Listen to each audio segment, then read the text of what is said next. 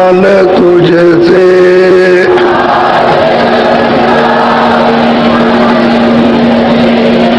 चाहे तो गढ़ना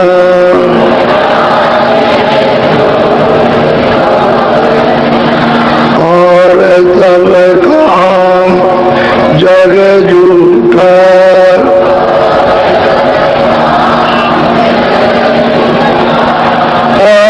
देसी हो गहना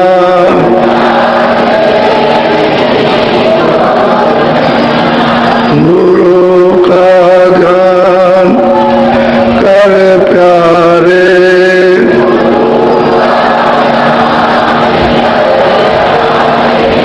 विनायक के नहीं छुटना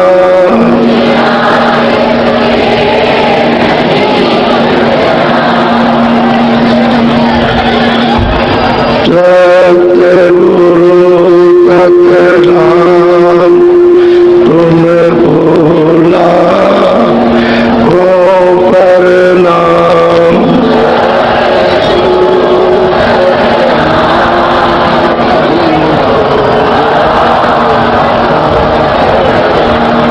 सतगुरु सतनाम तुम भोला हो प्रणाम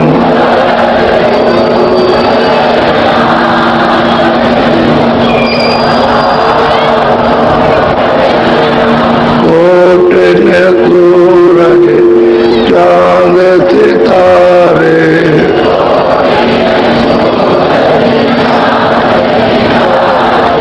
कोट ने सूरज चांद सितारे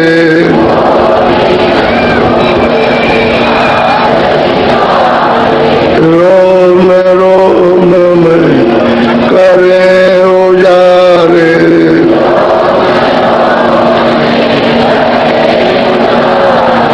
रोम रोम में करे उजारे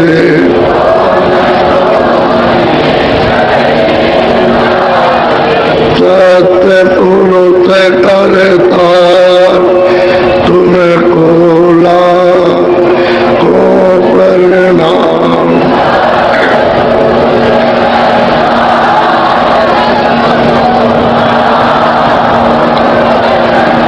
अरे वो सूरज चांद सितारे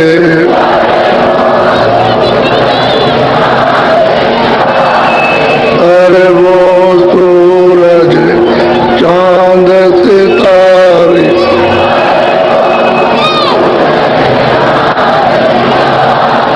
रोम रोम में करे उजारे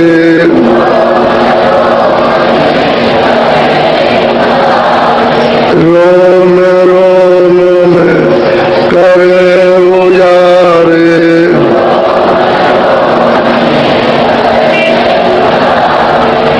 अलख पुरुष करतार तुम्हें खोला हो प्रणाम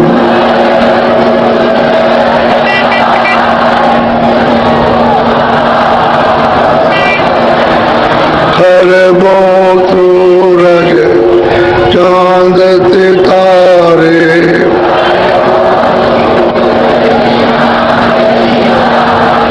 खरबो सूरज चांद सितारे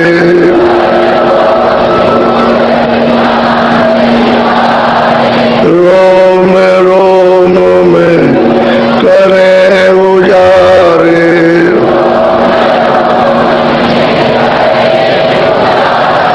रोम रोम में करे उजारे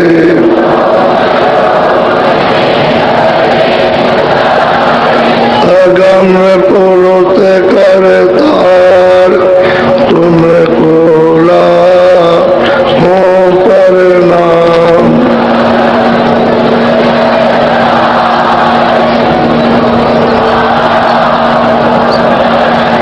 नील नील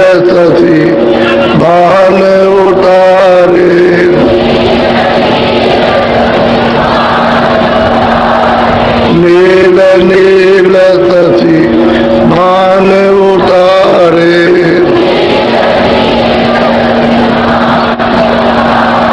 रोम रोम में करे उजारे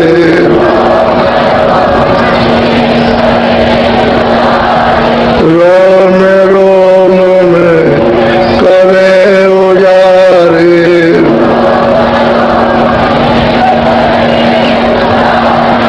अनामी पुरुष करतार तुम्हें भूला हो परिणाम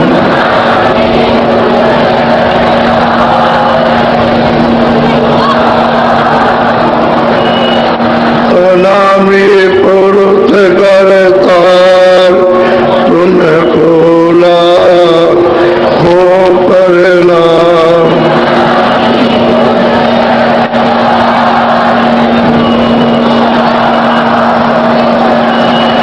सतगुरु सतनाम तुम्हें भोला हो परिणाम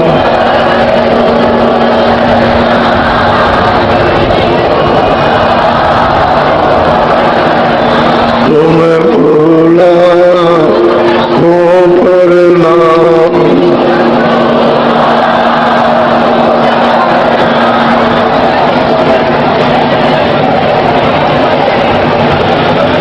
बच्चे और बच्चियों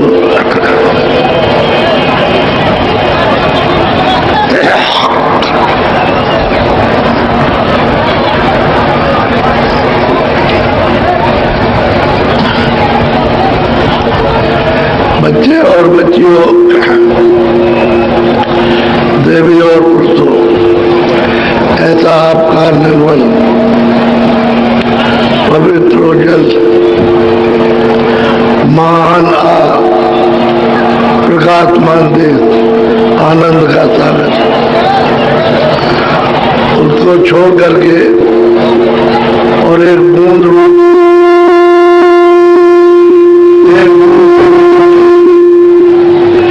यहाँ पर आकर के फंसे ये सब कुछ नहीं था। यहाँ आकर के फंसे और आप उस सुख को उस आनंद को शक्ति के संचय करने में लगे हो कि हमको शक्ति और हमको ज्ञान आनंद मिल जाए।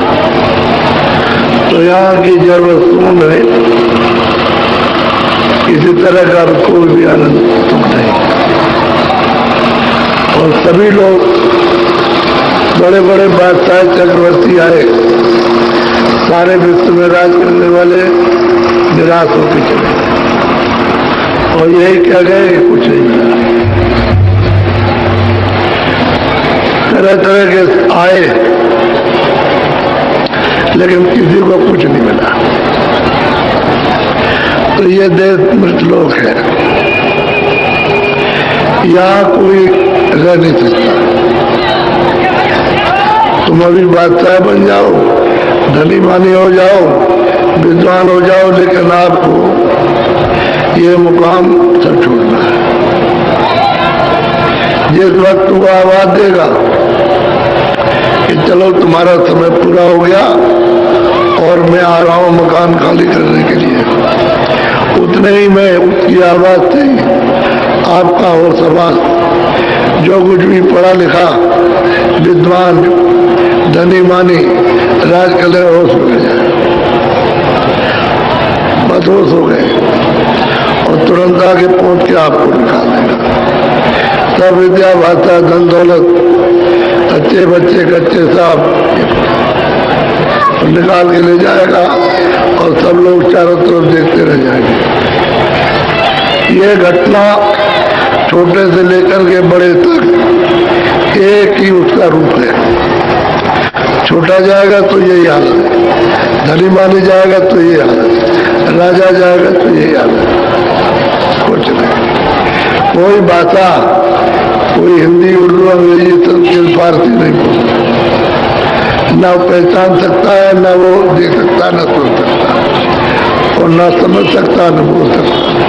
एक ही आवाज में सारा होश जितना भी उसके बाद सब जान पहचान सुनना समझना सब है।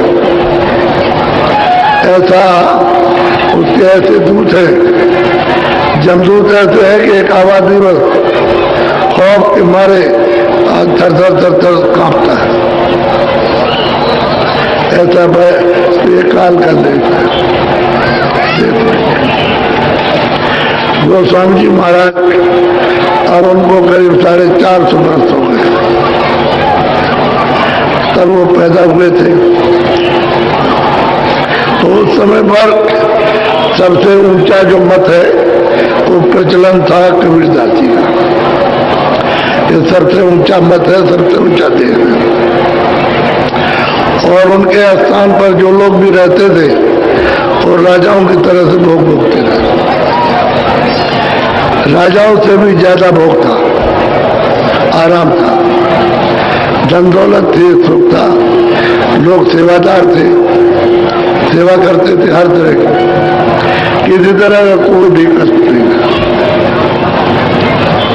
अब इतना बड़ा सुख मिले, धन दौलत मिल जाए, मान मर्यादा और तमाम मतलब सेवादार मिल जाए तो फिर दोस्तों किस बात की। तो लोगों ने इफ्तियार करके प्रार्थना की कि भाई आपका मत, हम तो हार गए, हम लोग को जितने भी आए सब आ गए, हिंदू भी आ गए, मुसलमान भी आ गए, उस लड़के से नहीं जीत सकते, तुम्हारा बस सबसे हो जाए तो तुम चलो, तुम जरा से जानकारी प्राप्त करो। हमको तो सबका जवाब मिल गया, मुसलमानों के शब्दों से जवाब दे दिया, हिंदुओं को हिंदू के शब्द से, संस्कृत को संस्कृत के शब्द से, जो जैसा पहुंचा सबका जवाब मिला और सबको चुप कर दिया, हार गए। अब उनके पास पूछने को कुछ रहा नहीं। तो इनको ले गए समझाओ जाके कि भाई काशी में सबसे ऊंचे हो और विद्वान हो और तुम पूछो, तुम्हारा मत, तुम्हारा देश बहुत ऊंचा है, तो चलो बातचीत करो। तो वैसे जो महंत थे वो थे तो अच्छे, तो गए वहां तो उन्होंने जाकर के प्रश्न किया, दर्शन किए बड़े सद्भाव से और फिर प्रश्न किया तो बैठ गए, उनको उसका उत्तर दिया, जो भी प्रश्न किया सबका उत्तर दिया तत्काल फौरन। अब वो चुप होते चले गए, पूछते जो भी शंका रही वो पूछते गए, वो पूछते गए, उत्तर देते गए, पूछते गए, चुप। जब उनकी समझ में आया कि मैं इतने दिनों से मानती कर रहा हूं, मुझे तो कुछ भी नहीं मिला, मैंने कुछ जाना ही नहीं, मेरी आंख ही नहीं खुली, मेरे कान ही नहीं खुले और मैंने उस दरवाजे को देखा ही नहीं, मैंने ईश्वर को भी नहीं देखा और ब्रह्म को भी नहीं देखा। उन्होंने सबका जवाब दे दिया और मन ही मन तो उन पर बड़ा मोहर छाप लगी, तो एकदम गमगीन हो गए, यानी उनको सुन करके उचाट हो गया कि ये मानती बेकार है। तो जरा सा उनका एक छोटा सा थोड़ा सा एक दृष्टांत, यानी ये सबूत है, प्रमाण है, जरा उसको सुन लीजिए। बोलो।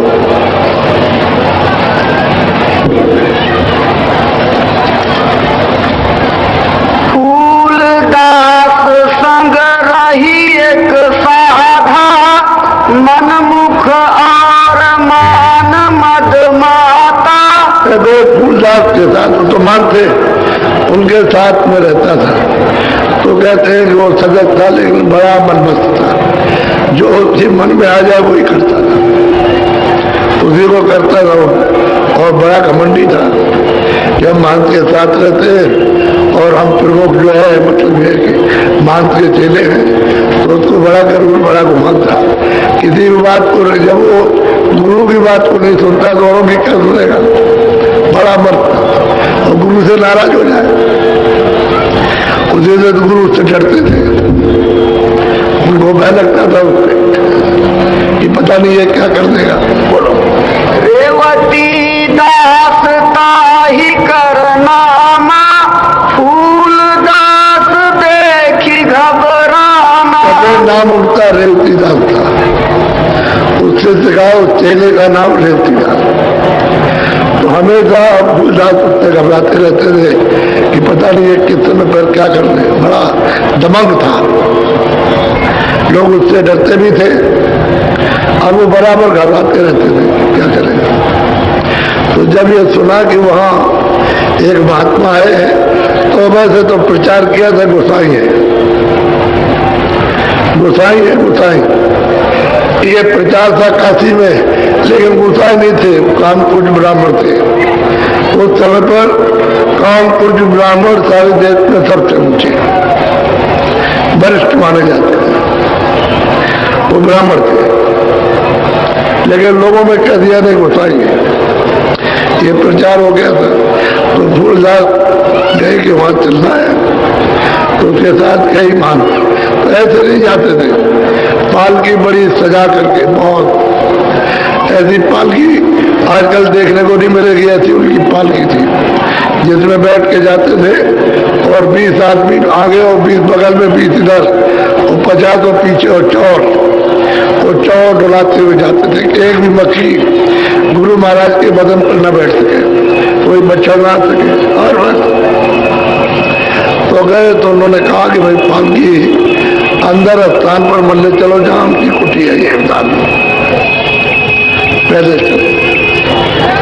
फूलदास ने कहा उनसे कि पालकी को रोको और यहाँ हमको उतार दो, हम पैदल चलेंगे। तो पालकी को उतार दिया और थोड़ा सा दूर हट करके था उनकी कुटी। तो वहां जाके पहुंचे और चेले जितने भी उनके चोर ढाल रहे, वहां भी जाकर के चोर ढालते इस तरह से, और महंत जी बैठ गए। बोलो। पुनि बोला मन में ऋषियाना, स्वामी अब चलिए अस्थाना। तो उसने कहा कि स्वामी गुरुजी अब बहुत देर हो गई इससे बात करते करते, तो तुम स्थान चलो। अब उनका मन लग गया, सब चीजों का उत्तर मिल गया, और जब उनको ये पता चला कि तुमको कुछ नहीं मिला तो बस गमगीन हो गए कि हम आए थे जितने लिए, हमको तो कुछ मिला नहीं, क्या फायदा हुआ मानती थे, लाभ क्या हुआ धन दौलत से, क्या इसको को आराम से फायदा मिला। तो बिल्कुल एकदम उदास हो गए। और वो चेला जो रेवतीदास था वो बहुत नाराज होकर बोला, क्या मतलब है, क्या चलिए आप स्थान पर, ये तो आपने बहुत सुन दिया। बोलो। फूलदास कहे आज न आओ, तुम सब मिली स्थाने जाओ। और उन्होंने कहा सबसे, सब उन चेलों से कहा कि तुम लोग सब इस पालकी को लेकर के जाओ और हम आज यहीं रहेंगे। तुम सब स्थान पर जाओ, सबके सब, हमारे साथ कोई मत रहना, सब जाओ और वहां पालकी ले जाओ। अब उनके पास में थैली और टोपी, एक टोपी पहने थे, एक थैली थी, वो जिसको पहरा दी जाए वही मानते रहता है। तो गुरु से मतलब नहीं है, गुरु थैली और टोपी, वो थैली टोपी पहने थे इसलिए वो मानते हैं। अब वो और कुछ कहने लगा, बोलो। हम भोरे रही। कितनी ऊंची बात उन्होंने की कि मैं इनके चरणों में यही रहूंगा, और मैं कल जब सवेरा होगा दिन में तो मैं स्थान बनाऊंगा। ये फूलदास जी ने उन चेलों से जो थे उनसे कहा। बोलो। तिन्ह पुनि तरक कीनी एक बात, हम रही हूँ इनके साथ। उन्होंने कहा कि देखो तुम जाओ, अपने अपने स्थान पर जाओ, सबके सब लौट करके पालकी ले जाओ, हम कुछ दिनों तक इनके साथ रहेंगे। हम इनका गोस्वामी जी का साथ नहीं छोड़ेंगे, इनके साथ रहेंगे, तुम जाओ। उनसे कहा। बोलो। हमको सूझी परा असलेखा, तुम्हारी मति बुद्धि अचरज देखा।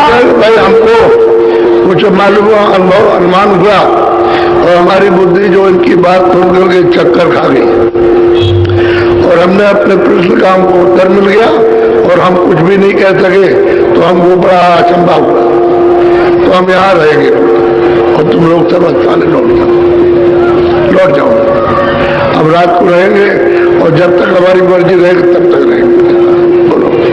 गुस्सा खाई बोले अस बोली लाई उतार दीनी सोई से। अब देखा कि ज्यादा जिद कर रहा रेवती दास और चीले, तो नाराज होकर के उन्होंने थैली उतार दी और टोपी उतार दी और फिर रेवती दास को कह दिया लो तुम पहनो, तुम पहनो और जाओ, तुम मान बन जाना, तुम बैठना, हमको कुछ मानसिक पद नहीं चाहिए, हमको कुछ नहीं चाहिए धंधों में, जाओ तुम चले जाओ। अब लोग थैली टोपी, अब जितने भी लोग आएंगे सब तुमको मान करेंगे, तुम्हें को गुरु मानेगा, आपको कोई नहीं मानेगा, क्योंकि थैली टोपी में ही गुरु है, वो जिसको पहरा दी जाएगी उतनी वो लोग मानेंगे। अब उनको जवाब दे दिया, हम तो ही रहेंगे। फूल दास दीनी ही हाथा रेवती शीस नवायो माथा। अब रेवती दास ने देखा कि अच्छा हम महंत बन जाएंगे, इसीलिए वो चेला बना था कि बाद में हम महंत हो जाएंगे तो चले जाएंगे, हम महंत हो जाएंगे तो हमको सुख मिलेगी। तो शीश झुका लिया और थैली पहना ली और टोपी लगवा ली और बस फिर मतलब बोलो। गल बिच डारी महंती दीना सुख पाले बक्सी की। बस कहते गले में वो मतलब है कि थैली डाल दी और टोपी पहरा दी और जो सुख की जो सुखपाल थी वो दे दिया कि जाओ तुम सब लोग लौट करके जाओ और जाकर के स्थान पर रहो, हम नहीं जाएंगे, हमको स्थान नहीं चाहिए और हम कभी भी नहीं आएंगे, कभी नहीं आएंगे स्थान पर, हम दो इनके पास। तुम तो करो महंती जाई अब हम नहीं स्थाने आई। साफ साफ कह दिया, सत्य कहना करो, तुम जाओ महंती करो और हम स्थान पर कभी नहीं आएंगे, जो स्थान कबीर चुना था उस पर हम कभी नहीं आएंगे, तुम जाओ अपनी आराम से महंती करो जाकर, हम तो ये चेला चला बैठ सुख पाला फूल दास भया और हवाला। फूलदास तो गोस्वामी जी के हवाले हो गए, उनकी शरण में क्यों गए, और चेला जो है पैर करके सुखपाल उस पालकी में बैठ करके अब उसका चोट ढलने लगा। अब उसको जेले जितने थे उसको गुरु मानने लगे, क्योंकि थैली टोपी उसको पहरा दी गई और पालकी दे दी, बस उसके हम चारों तरफ चलने लगे और चलने लगे, पाकिस्तान की तरफ जाने लगे। बोलो। चेला मार्ग मता विचारा मन में सोच किया अधिकार। तुलसीदास ने सोचा कि इतना सुख था, इतना आराम था, इतने चेले थे, इतनी सेवा करते थे, धन और दौलत सब था, तो सोच करने लगा रास्ते में। वो चेला तुलसीदास बोलो। छाड़ी महंती हमको दीना या से अधिक बात कछु चीन्हा। उन्होंने अपनी थैली डुबा के महंती हमको दे दी, तो पाल दे जाओ स्थान में बैठ के तो अपना खूब अच्छी तरह से अपना काम करो, महंत बन के रहो। तो ऐसा मालूम होता है कि इन सबसे कोई अब बड़ी चीज इनको दिखाई दी, इनको मिल गई और हमारे गले डाल दिया ये महंती। अब वो सोच रहा, बोलो। सब सुख भोग मने नहीं लाए ये तो अधिक बात कछु पाए। जितने भी सुख आराम थे तुम्हारे लिए किस बात की थी, हर तरह का आराम, हर तरह का पहरावा, किसी चीज की कोई भी नहीं, सेवादार सबके साथ लगे हुए, तो सब उनके मन में नहीं आया, सबको त्याग दिया। स्थान गया, मानती गई, धन गया, दौलत गई, सेवा गई, सब के सब उनका जाओ, हम अकेले रहेंगे, हमको कुछ नहीं चाहिए ना, हम कभी आएंगे। बोलो। जाऊ महंत पद होता भारी तब छाड़त ये देत न डारी। अब वो तुलसीदास कहता है अगर महंत पद भारी होता, धन दौलत अगर बड़ा होता, सुख अगर उनके बड़े होते, तो ये मेरे गले में महंती क्यों डाल देते और आप अलग हो जाते। इससे मालूम ये होता है कि ये तुच्छ चीज है, ये कुछ नहीं है, ये है ही नहीं कुछ, ये सब मतलब ये धोखा है और सच्ची बात ये धोखा है, कुछ नहीं है इसमें। बोलो। ये सब बात तुच्छ सम होई तल हमरे सिर डारी सो। वैसे ये बात बिल्कुल झूठी है और तुच्छ है, सबसे छोटी है। तो उन्होंने मेरे गले ये मानती सेली टोपी पहरा करके गले में डाल दिया कि जाओ तुम जाके मानती करो, और आप इससे अलग हो गए। बोलो। ये विचार मन माही समाना मति भाई शुद्ध उठा अस ज्ञान। अब यह है कि विचार उसमें उठे, मति बुद्धि यानी शुद्ध हो गई, और वो सोचने लगा कि बड़ी चीज पाया है। तभी तो उन्होंने ये सब कुछ शौक छोड़ दिए, और हम जाएंगे तो हमको क्या मिलेगा? अगर उनको बड़ी चीज कोई मिल गई तो हम नहीं जाएंगे, छोड़ो, हम वापिस लौटेंगे। फिर पीछे मार्ग से आए सुख पालई स्थान पठाए। वो वहां से चले, कहते हम तो वापस जाएंगे, वही रहेंगे, गुरु के साथ रहेंगे, हम नहीं जाएंगे। एक मंगलदास था उनका गुरु भाई, उसको उतार करके सीली टोपी पहना दिया कि तुम जाओ और स्थान तो अपना मानती करना, हम तो गुरु के साथ ही रहेंगे। अगर उसको बड़ी चीज मिली है उनसे, गोस्वामी तुलसीदास जी तो मुझको भी मिल जाएगी, हमको भी मानती नहीं चाहिए, कोई धन दौलत हमको नहीं चाहिए। तो रास्ते ही में उसे सेली टोपी पहना करके पालकी में बैठा के रवाना कर दिया और लौट आए पीछे। बोलो। सब मिल के जाओ स्थाना हम महंत सगौ बजऊ ज्ञान। तुम सब मिल करके जाओ स्थान पे रहो जा करके, हमको तो जो महत्व ज्ञान वो उपज गया है कि उसको कुछ मिला तो हमको भी मिल जाएगा, हम भी वही रहेंगे। उसने जब ये सब छोड़ दिए, आराम से छोड़ दिए, तो हमको इसकी जरूरत नहीं है। तो कहते जाओ तुम नहीं जाओ, लौटे। बोलो। मंगल दास रहे गुरु भाई टोपी से लीते ही पहिराई। उसको टोपी से ली पहरा करके भेज कि जाओ तुम जा करके। और वो बेचारा क्या करे, टोपी थैली पहन लिया, तल पे गया पालकी में बैठ करके, तो कहता है कि भाई अगर मैं भी चला जाऊं तो ये स्थान वीरान हो जाएगा, तो इसलिए अब जो कुछ होगा तो होगा, नहीं तो स्थान तो खराब नहीं होगा।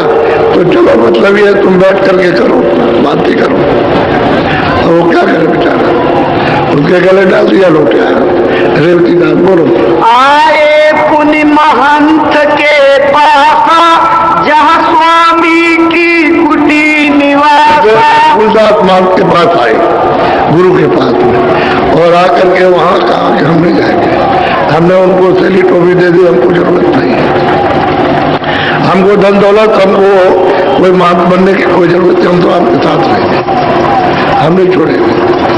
तो कुटी के पास ये थे, वहां पर तो वहीं जाकर के उनके साथ बैठे। बोलो।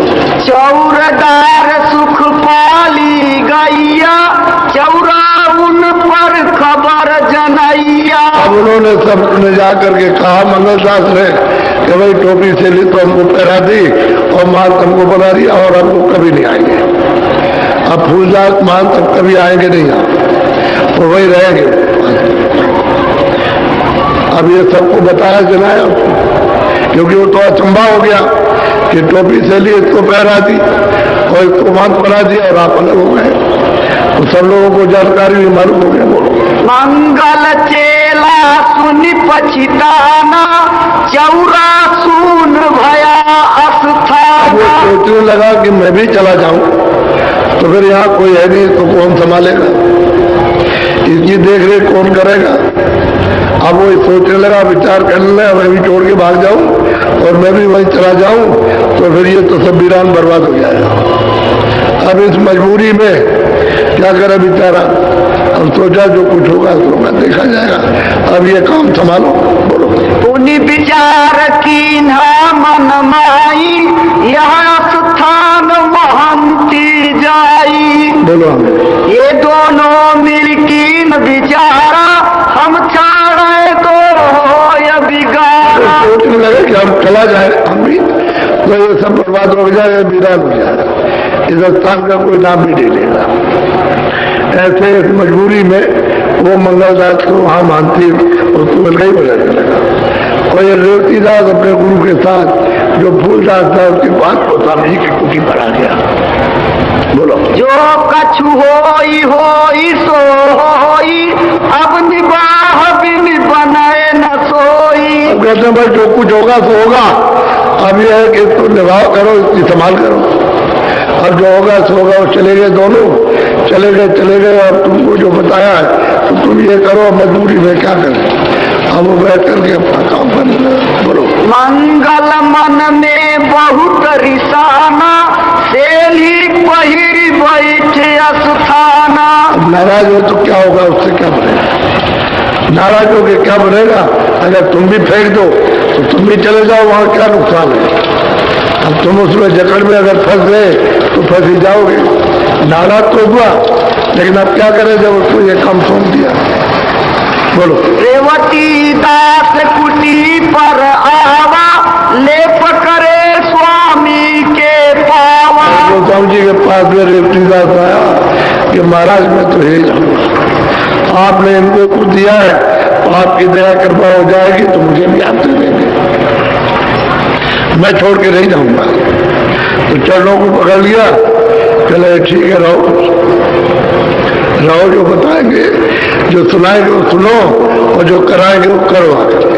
करो, कोई मना नहीं करता। बोलो। रेवती दास बोले असबानी, मैं रही हूँ इनके ढिग स्वामी।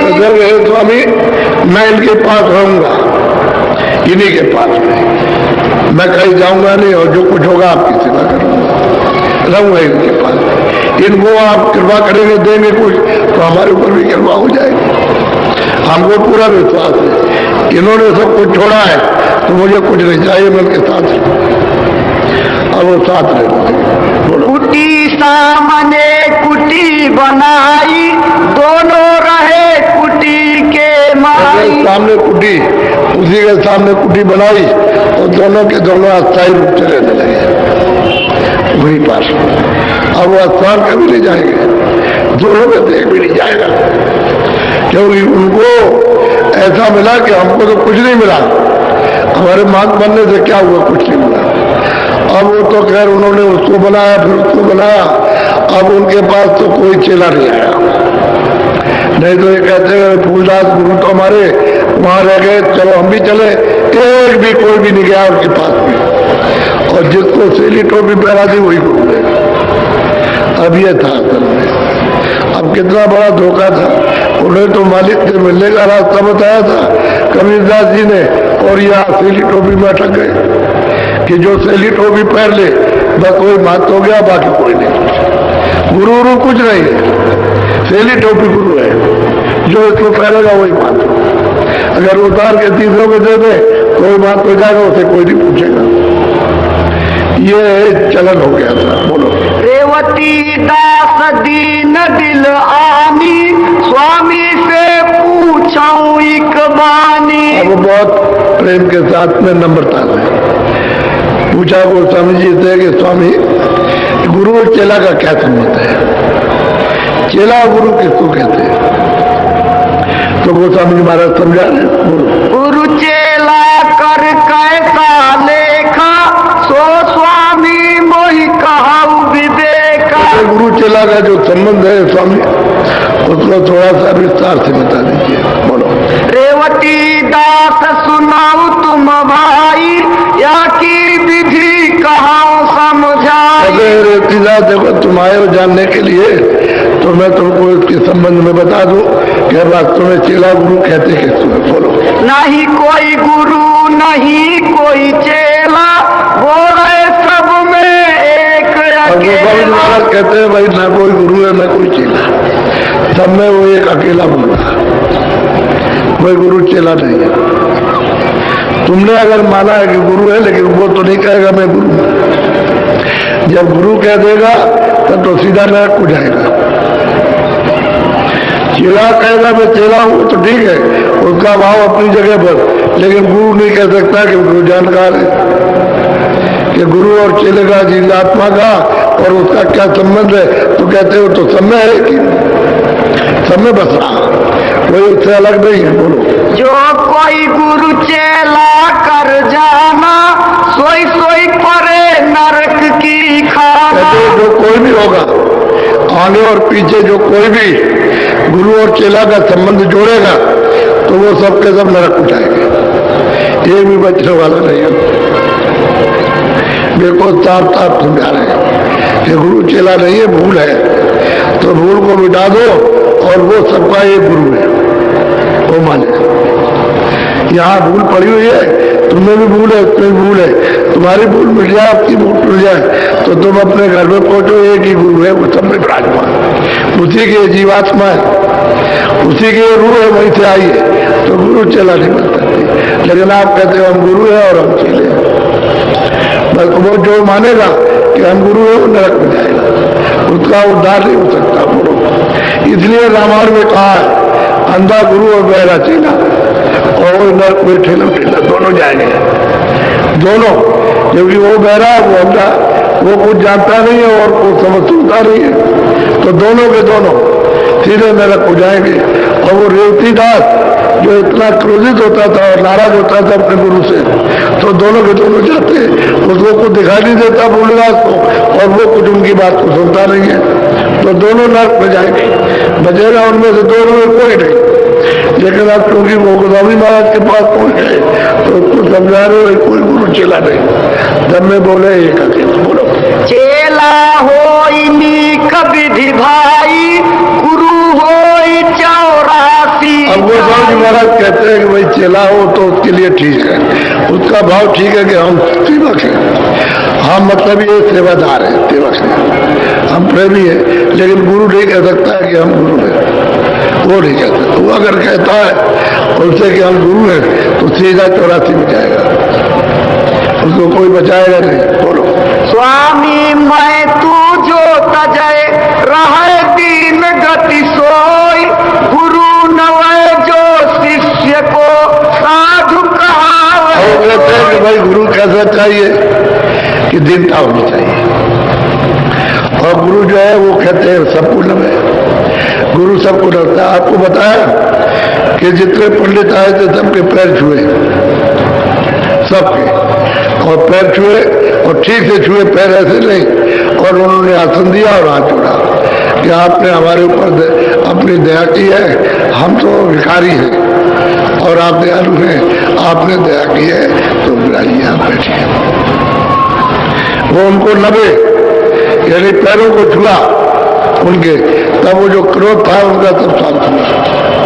कहते गुरु नवे जो सिख, तो गुरु नबता है, यानी मालिक की वो जीवात्मा है, उसको गुरु नहीं बना सकता। वो कहता है कि भाई मैं तो सेवक हूँ, वो तो उसका भाव श्रद्धा ठीक है, कार्यक्रम ठीक है उसका क्रिया का शारीरिक, लेकिन वो नहीं कह सकता है कि मैं गुरु हूँ, ये चीला है। वो अगर ये कहता है और अंदर में समझता है तो सीधा नरक हो जाएगा। स्वामी कह रेवती सुनो, कहो कबीर मुख बात, कही कबीर सब में बसो, को गुरु चेला साथ। कबीर साहब की बात को सुन लो। कबीर साहब कहते हैं कि भाई मैं तो न कोई गुरु है न कोई चेला, और मैं तो सब जगह बसता हूँ, हर जगह, हर घट में, हर घट में रहता हूँ, तो मैं तो उससे अलग नहीं, मैं सब वहाँ कोई गुरु कोई चेला नहीं। तो कबीर साहब तो ये कहते हैं तुम क्यों बनते हो महान, क्यों अपने आप को गुरु बनते हो, चेले बनाते हो? अगर गुरु चेले तो बनाते हो तो तुम्हारा तो ये भाव है कि हम गुरु है और ये चेला है, और वहाँ वो कहते हैं हम सब में बस रहे हैं, तो आप उस मालिक को आप गुरु नहीं बना सकते, चेला नहीं बना सकते। वो अपने समान ही सबको समझना है और दीन रहना है, क्योंकि उस पर आवरण है, गंदगी है उस पर, वो जानता नहीं है, न देखता न सुनता है, तो उसके सामने झुको, नम्र रहो, और नम्र रहने से उसको ये वस्तु मिल जाएगी। और तुम भी बैठे रहोगे कि हम गुरु हैं, बैठे रहोगे तो आपको चीज नहीं मिलेगी। बोलो, कह कबीर सब माही विराजो, सब मैं किया सभी मैं साज। सब में रहता हूँ और सब में ही किया है, और मुझे से ये सब कुछ है, और मैं हर जगह रहता हूँ। तो तुम कैसे चेला गुरु बनोगे? चेला भाव रखो श्रद्धा का, सेवका का भाव रखो, लेकिन अपने को गुरु चेला नहीं बना सकते, गुरु नहीं बना सकता। वो भी मतलब दीन रहेगा, और सेवा करेगा, क्योंकि उसकी गंदगी जो है जमा है उसको धोएगा, उसी का नाम धोबी है। जो मन को, बुद्धि को, चित्त को और हित अंतःकरण को, गंदगी को धोए और जीवात्मा की सफाई करे, वो सेवक होता है, वो सच्चा सेवक है। उससे ज्यादा कोई सेवक नहीं है और उससे ज्यादा कोई शिष्य नहीं है। वो सच्चा शिष्य है, जीवात्मा को साफ करने वाला। और मालिक से जब मिला देता है तो कहता है तुम और हम एक, इसलिए कोई भेदभाव नहीं, मालिक और वो एक है, दो नहीं हो सकते। तो दो स्वामी महाराज कहते हैं कि प्रभु और हम एक है और हम और प्रभु एक है, इसमें कोई फर्क नहीं है। वही कबीरदास की बात याद कर रहे कि वो जो शब्द लिखा है तो तुम क्या पढ़ते हो, क्या समझते हो। वो लिखा है हम ही तो सब विस्तार हुआ और रामत का और अभी अब सब जगह है। तो तुम चेला गुरु नहीं, ये नहीं बना सकते हो। बोलो। कह कबीर हम सबके माई, सब हम किया सभी सब ठाई। कहते हैं भाई हम सबके अंदर है और हम ही ने ये सब किया, हमारी मौज, हमारी मर्जी हुई तो हमने ये सब कुछ किया।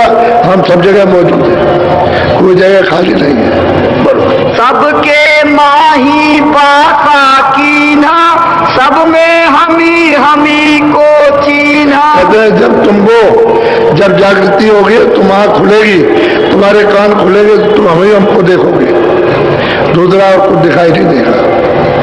हम सब जगह बसते, हम ही नहीं विस्तार किया। सच्ची बात है भाई, अनामी पुरुष ने ये विस्तार किया और वही जीवात्मा जगाने के लिए यहाँ आई है, मालिक का संदेशा लेकर और इनको साफ सूफ करके और वापस ले जाती है। तो जब वहां पहुंचाएगी तो वही तो विस्तार करने वाला और ले जाने वाला, वही उसी ने भेजा और उसी को ले जाएगा। अब यह है कि आप फंस गए हो तो अपना निवारण करा लो, गंदगी को साफ करा दो। भूल चूक हो गई है तो अपनी भूल को मिटा लो। इसलिए महात्मा आते हैं तो तुमको तो अपना काम कराना चाहिए, हमारी गंदगी साफ की जाए। ये तर्कबाजी और ये तमाम संदेह शंका इसमें मत करो, अपनी गंदगी को दूर कराओ, असला काम यह है। घट घट माही कबीर समाना, काको चेला करे हैवान। कहता है कि भाई वो उसको चेला बनाएगा तो हैवान है, गुरु जानवर है, उसके बाद जानवर जितनी भी बुद्धि नहीं है। ऐसा हैवान शब्द वर्णन किया कि वो हेरा हम घट में विराजते और वो अगर चेला बनाता है तो हैवान है, चेला नहीं। तुम जिस गति से रहो, जिस काम के लिए तुमको भेजा है, इसकी शुद्धि सफाई के लिए, जो कर्मों में फंस गया है और गंदगी आ रही है, भटका खा रहा, उसको साफ करके जल्दी से ले आओ इस काम के लिए। तो दीनता के साथ रहेगा और सफाई करेगा। बोलो।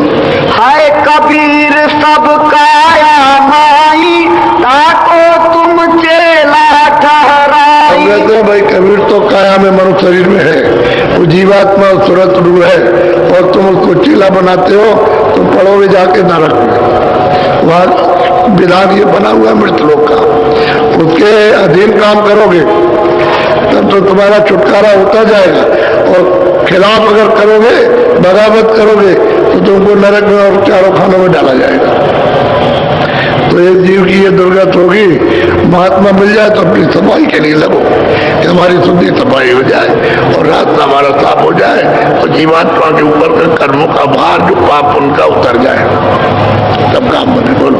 कह कबीर सब ठाम ठिकाना, सोई कबीर का पूका पर चलो तो सब जगह पर आपको मिलेंगे, गुरु हर एक स्थान पर मिलेंगे, वहां उनकी सबकी बैठक है। यहाँ से चलो तो मिलेंगे, ऊपर चलोगे तो मिलेंगे, स्वर्ग में चलोगे तो वहां बैठक है, ऊपर में ईश्वर के लोक में जाओगे तो वहां, और ब्रह्म लोक में जाओगे तो हर जगह मिलेंगे आप। अगर नहीं मिलेंगे तो आगे रास्ता नहीं जा सकते, वो हर जगह दर्शन देंगे। और तुम यहाँ पहचान लोगे तो सकल तुमको जब पहचान में आ जाएगी तो आप पहचान लोगे कि उन्होंने रास्ता बताया, वो बताएंगे इधर चलो। इसमें देखने में मत उलझो, ये थोड़ा सा मृतलोक से ज्यादा सुख है, यहाँ भूल जाओगे तो ऊपर नहीं जाओगे, इसलिए इसको छोड़ के चलो ऊपर। तब वो साधक जो साधना करता है वहाँ जो आनंद पाता है उसको छोड़ता नहीं। छोड़ता कौन है? तुम जरा जरा तो छड़े का आनंद पाए हुए हो, कितना उपदेश करते हो, छोड़ते नहीं हो, उसी में लिपटे रहते हो रात दिन, उन्हीं भोगों में। ये नहीं छोड़ा जाता है जो छड़े तो वो आपको मिलेगा, तो कैसे आप छोड़ दोगे? उसके लिए गुरु की जरूरत है सब जगह। वो ले जाएगा, देखो हमारा ये रूप है, फिर कहेगा देखो हमारा ये रूप है, ये देखो ये रूप है, ये रूप ये असली है और ये असली, सबको बता दे जाएगा और हर शरीरों में मिलेगा। लिंग शरीर, स्थूल शरीर में, फिर लिंग शरीर में, फिर सूक्ष्म शरीर में, कारण में, कारण से परे जब कोई भी शरीर नहीं है वहां मिलेगा। वो ले जाएगा आपको और आप देखते जाओगे और सुनते समझते जाओगे और सुनते जाओगे दोनों। कस कस ज्ञान तुम्हारा भाई, भूल न अपनी देखो जाई। गुरु को भी सुना रहे हो जो बैठा फूलदार, तुम्हारा ज्ञान किस तरह का कि तुमने इतनी भूल कर डाली, ये मेरा चेला है और ये मतलब मैं इतना गुरु हूँ, ये सबसे बड़ू ज्ञान नहीं। तुम्हारी दृष्टि नहीं खुली है, अगर दृष्टि खुल जाती तो कभी ये भाव नहीं आता चेला और गुरु का, फिर तो सेवक भाव रहता कि हमको सेवा करना है, कि हमको मालिक ने इसलिए भेजा कि जीवों की सेवा करो, इनको दो, इनको रास्ता दो और मदद करो, इनकी सहायता करो, इनको वहां से ले आओ। अरे आपने कर्म तो किया लेकिन गुरु चुकाएगा तभी आपका कर्म साफ होगा, और जब तक वो चुकाएगा नहीं तब तक मतलब ये सफाई नहीं हो सकती है। तो काल का देश है, उसने तो आपको मांग करके उससे ले लिया और ले आया, आपको यहाँ डाल दिया, अपना विधान बना के जीवात्मा को बदला लिया। अगर विधान नहीं बनाता तो ये सब के सब निकल के वापस लौट जाते जहाँ से आए थे। विधान बनाए और जब आए थे तो कोई विधान नहीं था, तब तो ये जीवात्मा सब वापस गई, सब की सब। जब तक वेद विधान नहीं बना, कानून नहीं बना, तब तक जितनी भी जीवात्माएं मनुष्य शरीर में आए सब लौट गई, उस समय पद में वापस लौट गई, वो कभी नहीं आएगी। अब विधान बन गया और आपको अधिकार दे दिया है कि हम तुमको जो भी करो, चाहो अच्छा या बुरा, देखो या सुनो या बोलो, हाथों पैर से क्रिया करो, तुम स्वतंत्र हो, जो कुछ भी करोगे वो हमारे लिखा जाएगा, इसका हम हिसाब लेंगे, ये आपको देना पड़ेगा। ये कर्म कर्जा होगा और ब्याज लगेगा और सबका व्याज करूंगा, इसमें फंस गया। पहले जितने भी आए थे सब जीवात्माएं वापस चलेंगी, कोई टिकी नहीं। समय जितना दिया तो उतने समय तक रहे और बाकी सब के सब रोज आए रोज जाए। उस मालिक के पास रास्ते में कोई चौकी पैरा नहीं और ना कोई वहां पर्दा है कि चलो भाई पर्दा डाल दिया तो उधर नहीं जा सकते, रास्ता सब खुला हुआ, सब सीधे आओ और जाओ। लेकिन जब विधान बनाया, देखा कि सब चले जाएंगे, तब विधान बनाया। वो भी सतयुग जब खत्म होने लगा तो उसके बाद में विधान बनाया कि चलो जल्दी इनको रोको, कर्मों में डालो। तो फिर आपको अधिकार दे करके बुला दिया, इस भूल में आप फंस गया। बोलो, अगम निगम का ज्ञान सुनाओ, अपने घर की भूल न पाओ।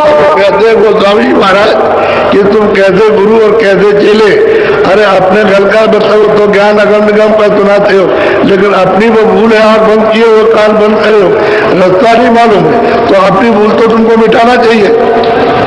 भूल तो उसकी जब मिटा सकते हो जब आपने रास्ता देखा, जब उसको प्राप्त कर लिया तब तो भूल मिटाओगे। तुम खुद अंधेरे में हो, उसको क्या आप रास्ते दोगे, क्या भूल मिटाओगे, क्या उसको दर्शन कराओगे? वो तो बेचारा भूला हुआ तो अपने वो सेवक कहता है मैं सिद्ध हूं इनका, ये मेरे गुरु है। तो गुरु ही अंधा और बहरा है, तो चेले को क्या सूझ देगा, आंख देगा, कान देगा, कुछ नहीं देगा। तो अपनी अपनी भूल मिटाओ, तब अपने घर जाओ। अपनी भूल नहीं मिटाओगे, न गुरु है न चेला है, धोखा है। बोलो, कहे कबीर मुख गाना गाओ, शब्द न खोजो पोल चलाओ। कबीरदास जी का तो गाना गाते हो, लेकिन सच की खोज नहीं करते हो, पोल चलाते हो, धोखा, दूसरों को धोखे में फंसाते हो। गाना तो तुमने कड़ियों में गा लिया, लेकिन जो धोखा था वो धोखे को अपना नहीं मिटाया, इसी में फंस के रह गए। अब ये पोल है, पोल कहते हैं दूसरों को धोखा देना कि हम गुरु हैं और तुम चेले हो, कुछ नहीं। बोलो। स्वामी महाराज कहा करते थे कि बेटा देखो, जब कोई काम करना तो गुरु का मत करना, चेले का करना है चेले का काम, सेवक का काम करना, गुरु का मत करना। कभी भाव उत्पन्न मत करना कि हम गुरु और चेले, नहीं तो बहुत मुश्किल हो जाएगी। गुरु महाराज समझाते थे, कहते थे जब हमको करो तो सीधे रास्ते में ले आओ, तो भाई मैं तुम्हारा मित्र हूँ, मैं तुम्हारा दोस्त हूँ और मैं तुम्हारा सेवक हूँ, मैं तुमको मतलब है तुम्हारी सेवा करना चाहता हूँ, तो तुम्हारी सेवा करूंगा, तुमको चाहिए अपने भाव से सेवा करा लो। तो आपको अपनी गंदगी को अपने भाव से सफाई कराना है। अरे भाई आदमी देता है कपड़े धोबी को, तो धोबी ले जाता है, साफ कपड़े दे दिए, अच्छा भाई ले जाओ तुम धो करके साफ करके दे देना, कोई कपड़े में दाग ना हो। तो कपड़ा दे दिया उसको, ले गया और वो धोबी ला करके फिर उसको साफ करके देता है, तो बहुत खुश होता है। ऐसे ही तन रूपी कपड़ा, इसमें गंदगी भरी हुई है, पाप पुण्य उसका अंबार लगा हुआ है अंतःकरण पर, तो आप इसको दे दो कि भाई इसको साफ कर दीजिए। तो जो साफ करेगा वो तो सिद्ध है, वो चेला नहीं है, वो तो पक्का सिद्ध है, पक्का सेवक है, उससे ज्यादा कोई सेवा करने वाला है ही नहीं, वो सच्चा सेवक है, तो उससे सेवा करा। आप अपना भाव ठीक रखो कि मैं आया हूँ सेवा अपनी गंदगी को साफ कराने के लिए, कि हमने वो माफ कर दिया, हमारे गुनाह हमारे पापों को माफ कर दिया, हमने बहुत बुरे बुरे कर्म किए तो हमको क्षमा कर दिए, इसको धो डालिए, किसी तरह दया कर दीजिए। तो वो तो अपना काम कराने के लिए आता है, वो तो अपने भाव से, और वो सफाई करते हैं। वो कहते हैं हम तो पहले ही से तुम्हारे सेवक हैं, आओ सेवा करेंगे तुम्हारी। बोलो। नहीं कोई तुमको पकड़न हारा, शोधन शब्द समझ की लारा। महाराज कहते तुमको कौन कहे, यानी तुमको आकर के कौन कहे कि तुम तुम्हारे चेले हो, तुम गुरु, कौन बताए आकर के, क्योंकि कोई जानता तो है नहीं। अब उन्होंने पकड़ा है, अरे मैं ना तुम गुरु हो ना तुम चेले हो, रास्ता ये है। अब इसको बैठ करके अब अभ्यास करो, अब वो रास्ता बताएंगे फिर अभ्यास करेंगे, और अपने सामने थोड़े ही दिनों के अंदर उनको पहुंचा देंगे, पहुंचाएंगे। ये है असल में गुरु और शिष्य का नाता। तुमने तो अपना नाता ठीक रखा और उन्होंने अपना काम ठीक रखा, कि शुद्ध साफ करके जीवात्मा को मनुष्य मंदिर में जगा के आंख खोली कान खोली और नाम के साथ शब्द के साथ भी जोड़ दिया और ले चले उसको पकड़ के। जब वहां जाएंगे तो कहते हैं न कोई गुरु न कोई चेला, ये है सब, ये विराजमान बैठे, ये सब के मालिक है, वहां कोई गुरु चेला नहीं है। तब में बोले ये कहते बोलो। नौ लख कमल कबीर बखाना, कहो तुम उनका कौन ठिकाना। कहते भाई 9 लाख कमल है, उसमें वो विराजमान रहते हैं, तो तुम उसके बारे में भी नहीं जानते, और मालिक को तो बहुत दूर है, तो उसको कैसे जान लोगे जब यही नहीं देखा। जब तुमने यही नहीं देखा है तो इतनी दूर जाओगे तो कैसे आप जा सकते। इसलिए जानकार चाहिए। जानकार होता है सर्वज्ञ, सर्व समर्थ होता है, वो जीव को पकड़ करके धीरे से रास्ते में ला करके लगा देगा, अंदर उसको जोड़ देगा, अपना काम ही है। सहस कमल दल सो पुनि भाखा, अष्ट कमल दल भेद कहोता का। भाई सहजल कमल तो उन्होंने वर्णन किया था, अष्ट कमल दल भी उन्होंने बताया, लेकिन तुम किताब में तो लिखा है, लेकिन तुमने तो कुछ नहीं देखा। सहजल कमल ईश्वर का स्थान है, जिसमें खुदा रहते हैं, जिस पर मतलब यह है कि घाट रहते हैं, ईश्वर रहते हैं, वो उनका स्थान है। कहते तुमने तो ये भी नहीं देखा, ये 3 लोग का मालिक है। जब 3 लोग के मालिक को नहीं देखा कि ये विधि विधान कैसे बना के जीवों को बताया, तो और तुम क्या देखोगे, क्या बताओगे। वो गुरु के सामने चेले को सब समझा रहे हैं और गुरु सब समझ रहे हैं, तभी तो उन्होंने सब फेंक दिया। यानी चेला गुरु जो बनाते थे फेंक दिए चेली और टोपी को, और दूसरे को दे दिया जाओ तुम अपना मानते करो, हम बोले ना हमको गुरु बनना ना चेला बनाना। और फूलदास के पास कोई नहीं आया, इतने चेले बने होंगे, उन्होंने गुरु बनाया होंगे उनको, लेकिन उनके पास कोई नहीं गया कि भाई गुरु हमारे कहाँ गए। थैली और टोपी है वही गुरु है, वो जिसको पहरा दी जाएगी बस वही गुरु हो जाएगा। अब ये वहां का नियम चल पड़ा, तो बताओ ज्ञान कैसे मिलेगा, जीवात्मा कैसे पार जाएगी जब महापुरुषों की खोज नहीं करेगी। तो उन्होंने कहा भाई सतगुरु की खोज करो, किताबें में लिखा उसकी कि भाई गुरु की खोज करो, वो जब मिलेंगे तब रास्ता बताएंगे और कोई नहीं बताएगा। ये सब कमल जोग से न्यारा, जोगी न जाने भेद विचारा। कहते भाई ये कमल तो जो है कमल ये योगी पद से परे, और जोगी इसको जानते नहीं है। जब तक ये वो महात्मा महापुरुष नहीं मिलेंगे तब तक उसको कोई जान नहीं सकता। वो सहजल कमल के परे, और वो परे रहता है तो जोगियों का स्थान तो नीचे और वो है स्थान पर, तो कैसे जाना जाएगा। अब संत जो साधक है वो जब साधना करते हैं तो ऊपर आते जाते हैं, वो देखते हैं, उसको भी देखते हैं, उसका भी दर्शन करते हैं, और जितना लोग है उन सबको देखते हैं। जब उसका दर्शन करेंगे तो जहाँ रहते हैं वो सब लोग दिखाई देता है। जितने भी ब्रह्मांड होंगे तो साधक सबको देखेगा, किसी को छोड़े ओढ़ेगा नहीं, सब दिखाई देगा, तो सबका उसको अनुभव होगा। बोलो रहे चार दल गुदा के माई, और दूजे की विधि बताई। कहते भाई तुम्हारा अंदर में तो है ये शरीर है, इसमें अलग अलग कमल है, तो ये तो है, लेकिन आज जहाँ सूरज बैठी है दोनों आंखों के सामने उसका स्थान अलग है, तो कैसे जान लोगे। जब इसी को नहीं जानते उसको नहीं जान सकते। बोलो 6 दल कमल नाम के नीचे, अष्ट कमल दल कुहुम के बीचे। सही और सच्ची बात तो यह है कि जब महात्माओं के पास पहुंच जाओगे तो सच्चा आपको मतलब बुद्धि जागने लगेगी और सच्चा सोच करने लगोगे। अभी जब काफले में गए तो इनको जरा सा संकेत दिया, हम यही देखते थे चुपचाप एक टक होकर के सब सुन रहे, न कोई बात करता है न कोई कुछ, चुपचाप बैठ करके सुनते रहे और बिल्कुल जो कुछ भी उनको सुनाया पीते रहे। और एकदम से उनकी बात बुद्धि जगी, तो देखिए यहाँ कितने नए लोग चले आ रहे हैं भगे हुए। अब नए चेहरे आप देखिए जो आपने कभी नहीं देखा, वो यहाँ चेहरे आपको दिखाई दे रहे। कितनी बड़ी उपस्थिति है यहाँ पर, इसमें नए चेहरे कितने दिखाई देते हैं। और अभी आप देखिएगा जब अभी जाएंगे इधर दक्षिण भारत में काफला लेकर के, तो फिर अगले साल देखिएगा कितने आते हैं।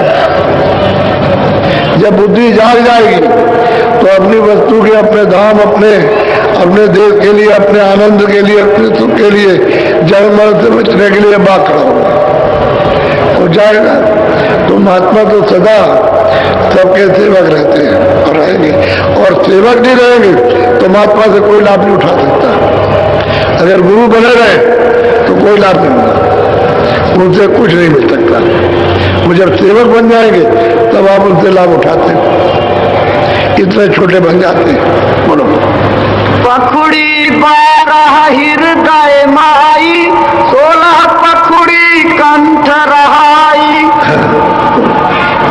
उदित मुदित दीप कहावे, तामे सहस कमल को पावे। 12 सुन्न संत बतलावा, ये कबीर मुख अपने गावा।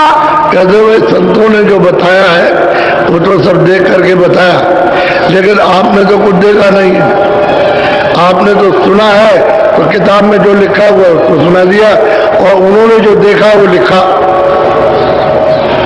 तुम अंधेरे में रह गए और वो उजाले में निकल के घर पहुंच गए। तुमको पहुंचाने का उन्होंने कहा था कि पहुंचोगे, तो ऐसे पहुंचना तो आपने रास्ते नहीं पकड़ा। महात्माओं की खोज नहीं की, वो तो चले गए। अब उसके बाद जो जनरेशन आई, जिसने जन्म लिया, तो उसी स्थान को टोपी और थैली को ही समझती है कि यही गुरु है। अब उससे पाएगा कैसे? टोपी और थैली ये तो कोई उपदेश करती नहीं है। अभी जागने वाला उपदेश करेगा जीवात्माओं को ले जाने का, रास्ता दिखाने का, वो तो कोई मिलता नहीं है। उसी टोपी थैली को मान लिया, फंस गया करके। ऐसे ही सब जगह अब किताब को आपने मान लिया कि भाई ये गुरु है, और उनमें से लिखा हुआ है कि जो हमने आकर के मनुष्य शरीर में जो देखा वो किताब में लिखा है, ये हमारा वचन है, ये हमारा वचन है। इसको तुम ये समझना कि आए थे नानक जी, उन्होंने ये वचन, इसका पालन करो। तो वचन का पालन करो जो गुरु है, आपने उसका पालन किया नहीं, किताब को मान लिया।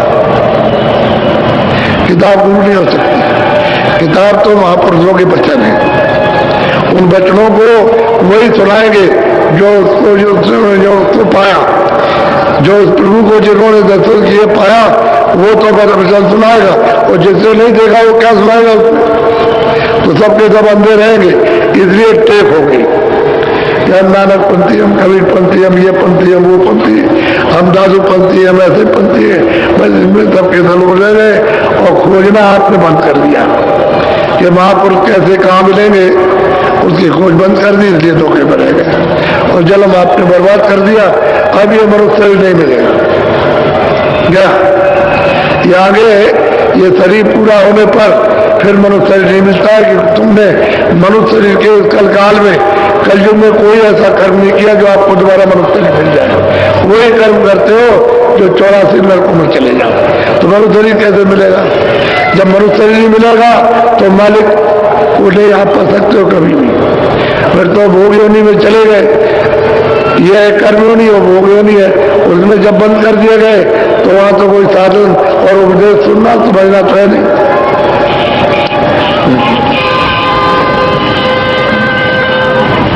आप इन सब चीजों को बहुत ध्यान से सुनेंगे, और जो सुबह नामदान दिया है उसको याद कर लो, और जो कल दिया गया था उसको भी याद कर लो, और जल्दी से जल्दी जैसे सुबह और ध्यान और भजन होता है उससे से करना शुरू कर दो, और सुबह और शाम